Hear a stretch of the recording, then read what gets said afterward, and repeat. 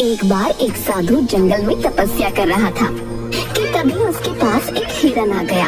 वो हिरन उसके चारों तरफ दौड़ने लगा और उसकी आहट से साधु की तपस्या भंग हो गई। साधु ने आंखें खोली। ओह, ये तो एक हिरन है। क्या तुम भूखे हो प्यारे हिरन? आओ मेरे पास, मैं तुम्हें कुछ खिलाता हूँ। हिरन साधु की तरफ बढ़ा और अचानक एक शेर में परिवर्तित हो गया। ये देखकर साधु बहुत डर गया और डरते डरते भगवान से प्रार्थना करने लगा। हे भगवान, ये क्या माया है? कहीं ये शेर मुझे, हे भगवान मेरी रक्षा करे, मुझे इस माया से बाहर निकाले। शेर ने साधु की तरफ छलांग लगाई। साधु घबराकर जमीन पर गिर पड़ा, लेकिन तभी वो शेर गायब हो गया और सामने जादूगर हीरा प्रकट हुआ, जो कि दहाड़े मार कर हंसने लगा। ये देख साधु को बहुत गुस्सा आया। क्या हुआ बाबा, डर गए? लोग तो आपको बड़ा महान समझते हैं, पर आप तो बड़े डरपोक निकले। एक मामूली शेर से डर गए आप।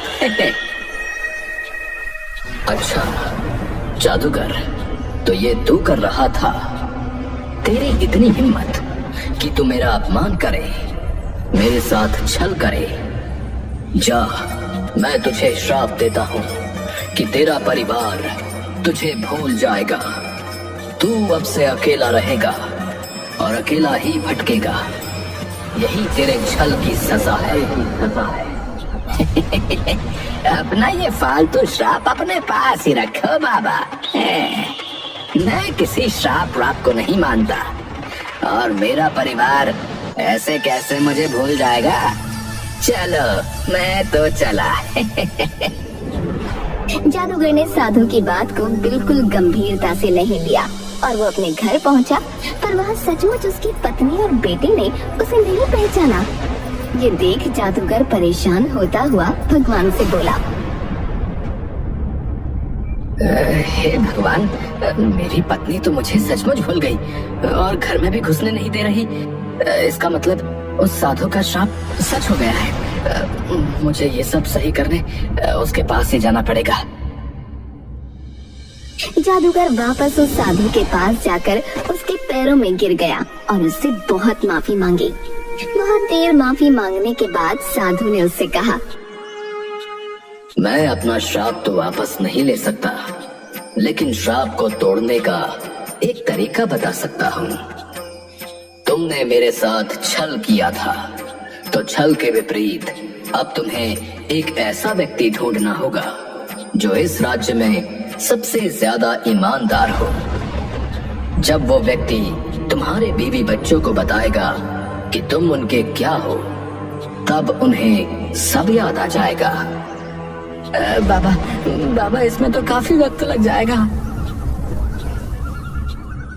हाँ, लेकिन तुम कर्म करो, तुम्हें इसका फल जरूर मिलेगा।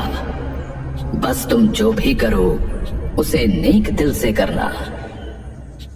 ये सुनकर जादूगर ने साधु को धन्यवाद कहा और सबसे ईमानदार व्यक्ति की खोज में निकल गया।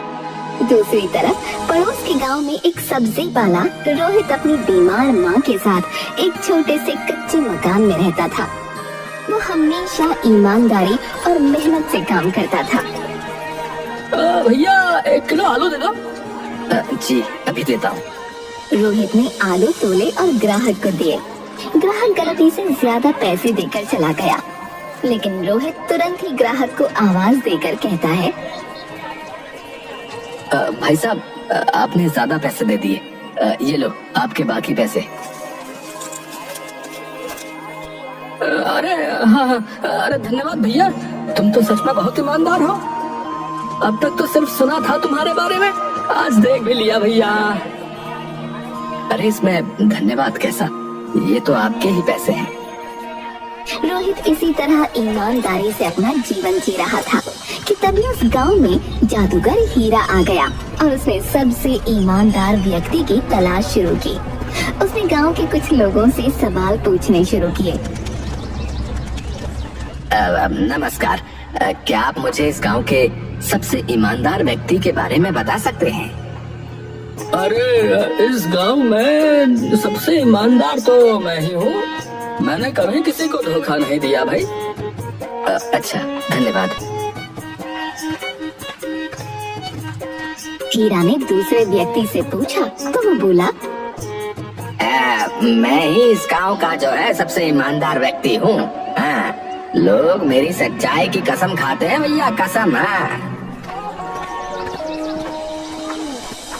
हर कोई खुद को सबसे ईमानदार बताने में लगा हुआ था। जादूगर हीरा को सही उत्तर नहीं मिल पा रहा था। आखिरकार वो रोहित के पास पहुंचा। नमस्ते। क्या आप मुझे इस गांव के सबसे ईमानदार व्यक्ति का पता दे सकते हैं? नमस्ते भैया। देखिए, इस गांव में सभी लोग ईमानदार हैं, लेकिन एक बात कही जाती है ना कि ईमानदार वही है जिसे बेईमानी का मौका नहीं मिला। इसलिए अंदर की सच्चाई तो भगवान ही जानता है। रोहित का ये उत्तर सुनकर जादूगर हीरा सोच में पड़ गया। ये तो बिल्कुल सही बात कह रहा है। असली ईमानदारी का पता तब चलता है जब किसी को बेईमानी का मौका मिले और वो फिर भी सच्चाई का साथ दे। मुझे इन लोगों की ईमानदारी की परीक्षा लेनी होगी। जादूगर हीरा ने उन लोगों की परीक्षा लेने के लिए रात के अंधेरे में अपने जादू से गांव के बीचों बीच एक जादुई पेड़ बनाया। अगली सुबह जब गांव वालों ने उस पेड़ को देखा तो वो हैरान रह गए। अरे ये पेड़ तो यहाँ कल रात तक नहीं था, ये कैसे आ गया भैया? ये पेड़ तो बड़ा ही अजीब सा लग रहा है कि नहीं? सुनो गांव वालों, मैं एक जादुई पेड़ हूँ। तुम लोग आज भर मुझसे कोई भी एक मनोकामना मांग सकते हो। तुम्हें वो सब मिलेगा जो तुम चाहोगे, पर कल मैं गायब हो जाऊंगा। अरे बाप रे! अरे भैया, अरे जादुई पेड़! पहले तो गांव वाले डरे और फिर एक एक करके धागा लेकर आने लगे और पेड़ के तने पर बांधते हुए अपनी मनोकामनाएं मांगने लगे। लेकिन रोहित वहां नहीं आया। अरे अब रोहित कहाँ है? वो क्यों नहीं आया मनोकामना मांगने? सुना है रोहित के घर आज लड़की वाले आए हुए हैं। शायद वो उनसे मिलने में व्यस्त है। रोहित अपने घर पर ही था जहाँ लड़की वाले उसे देखने आए हुए थे, लेकिन यहाँ भी उसकी किस्मत अच्छी नहीं थी। माफ करिएगा बहन जी, पर मैं ऐसे घर में रिश्ता नहीं कर सकती जहाँ सिर्फ 2 सदस्य हो और उसमें भी एक बीमार हो और ऊपर से आपका बेटा गरीब भी है, इसलिए आप हमें माफ करें। अरे ये आप क्या बात कर रही हैं? मेरा बेटा बहुत संस्कारी और ईमानदार है, ये तो देखिए। संस्कारों से घर नहीं चलते। ये बोलकर लड़की वाले चले जाते हैं और रोहित का दिल टूट जाता है। मुझे माफ कर दे मेरे बच्चे, मेरे चक्कर में तेरी शादी भी नहीं हो पा रही। इससे अच्छा तो भगवान मुझे उठा ले। अरे माँ, कैसी बातें कर रही हो? शुभ शुभ बोलो। अरे रोहित, तुम्हारे जीवन में इतने कष्ट हैं, तो तुम जादुई पेड़ पर मनोकामना मांगने क्यों नहीं गए? तुम कौन हो भैया? तुम्हारा शुभ चिंतक हूँ। चलो चलकर मनोकामना मांगो।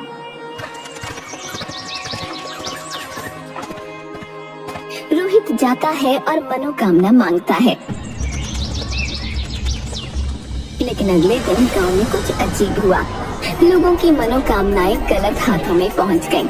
किसी ने धन मांगा था, लेकिन उसे किसी और के पास भेज दिया गया। किसी ने सोना मांगा था, लेकिन वो किसी और को मिल गया। ये क्या हो रहा भैया? मैंने तो धन मांगा था, लेकिन मेरे पास तो किसी और की चीज आ गई। हाँ, मेरे पास भी कोई अजीब सी चीज आ गई है जो मैंने नहीं मांगी थी। रोहित के पास भी एक हीरों का हार पहुंचा, जबकि उसने तो अपनी माँ की सेहत मांगी थी। वो तुरंत बाहर निकला और आवाज लगाई। ये हीरो का हार किसने मांगा था? ये मेरे पास आ गया है। मैंने हीरो का हार मांगा था, ये मेरा है। रोहित ने बिना किसी झिझक के वो हीरो का हार उस व्यक्ति को दे दिया।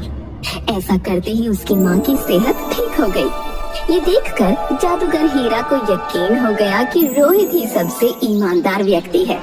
लेकिन तभी और लोग भी बाहर आने लगे जो अपनी चीजें वापस कर रहे थे।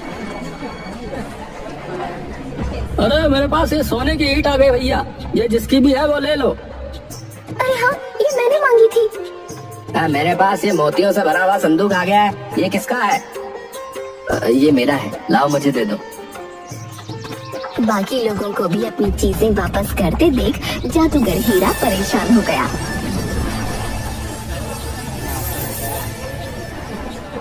हे भगवान, ये क्या चल रहा है? मुझे तो लगा था कि रोहित ही सबसे ईमानदार व्यक्ति है, पर यहाँ तो और लोग भी अपनी चीजें वापस कर रहे हैं। अब कैसे पता चलेगा कि सबसे ईमानदार कौन है? वो ये सब सोच ही रहा था कि तभी उसे एक विचार आया। यहाँ पर शायद लोगों ने ईमानदारी इसलिए भी दिखाई क्योंकि ये बात पूरे गांव के सामने थी। अब मुझे कुछ ऐसा करना पड़ेगा जो अकेले उनके लिए हो, तब पता चलेगा कि ईमानदार कौन है। ईमानदारी की असली परीक्षा अकेले में ही होती है। ये सोचकर जादूगर हीरा उन सभी लोगों के घर पर एक जादू करता है जिन्होंने अपना सामान लौटाया था। उन लोगों के घरों के आंगन की जमीन हिलने लगी और अचानक वहाँ से मिट्टी हटने लगी। अरे मुझे बाहर निकालो, अरे मुझे बाहर निकालो भैया। ये क्या हो रहा है? ये कैसी आवाज है? बेटा, हमारे आंगन में जरूर कोई खजाना है। मैंने अपने बड़े बूढ़ों से सुना है कि खजाना ही ऐसे आवाज देता है। ये आप क्या बोल रही हो माँ? अरे मैं सच कह रही हूँ, चाहे तो तू खुदाई करके देख ले। बाकी लोगों के घर भी यही हो रहा था। वो सब लोग खुदाई करते हैं और खजाना निकल आता है। खजाने को देखकर सबकी आंखें चौंधी आ गईं। हे भगवान, तेरा बहुत बहुत धन्यवाद। मैं तो अमीर हो गया। अरे बाप रे, इतना बड़ा खजाना! देखा, मैंने क्या कहा था। ये तो सचमुच खजाना है, लेकिन मैं इसको नहीं रख सकता। जमीन में निकले खजाने का हक राज्य का होता है। मैं इसे राज्य को वापस कर दूंगा। अरे तू पागल हो गया है क्या? ऐसा मत कर। इस खजाने की मदद से तेरी शादी हो सकती है। नहीं माँ, मैं जो करूँगा मेहनत और ईमानदारी से करूँगा, ऐसे नहीं। रोहित वो खजाना लेकर घर से निकला और राज्य को वापस कर दिया। ये देखकर जादूगर हीरा को यकीन हो गया कि सबसे ईमानदार व्यक्ति वही है, क्योंकि और किसी ने खजाना वापस न किया था। फिर वो रोहित के पास पहुंचा और उसे पूरी बात बताई। मैंने उस साधु के साथ बहुत बुरा किया, इसलिए उन्होंने मुझे श्राप दे दिया। और इस श्राप को तोड़ने का सिर्फ एक ही तरीका है कि इस राज्य का सबसे ईमानदार व्यक्ति मेरी पत्नी और बच्चे को मेरे बारे में बताए।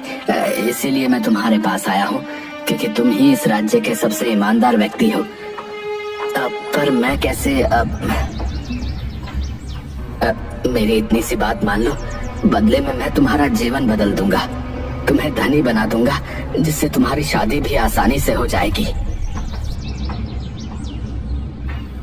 नहीं, इसकी जरूरत नहीं है। मैं तुम्हारा काम कर दूंगा, मुझे कोई रिश्वत नहीं चाहिए। रोहित जादूगर हीरा के परिवार के पास गया।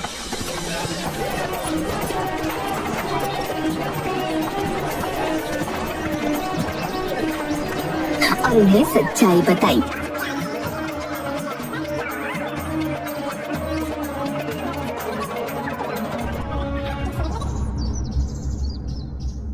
बहन जी, ये आपके पति जादूगर हीरा हैं। इन्हें एक साधु के द्वारा श्राप लगा था, जिस कारण आप इन्हें भूल गई थी। रोहित के मुंह से ये सुनकर जादूगर हीरा की पत्नी और बच्चे को सब कुछ याद आ गया। अरे हाँ, मुझे सब याद आ गया। हीरा, तुम कहाँ थी इतने दिनों से? चले गए थे। जादूगर हीरा ये देखकर खुशी से रोने लगा और उसने उन्हें पूरी बात बताई। धन्यवाद रोहित, तुम्हारी मदद से मेरा परिवार मुझे फिर से पहचान गया। मैं तुम्हारी मदद करना चाहता हूँ, कृपया मुझे करने दो। नहीं, मैंने तुमसे पहले ही कहा था ना, मुझे कोई रिश्वत नहीं चाहिए। तुम्हें कसम है कि तुम मेरे लिए कोई जादू नहीं करोगे।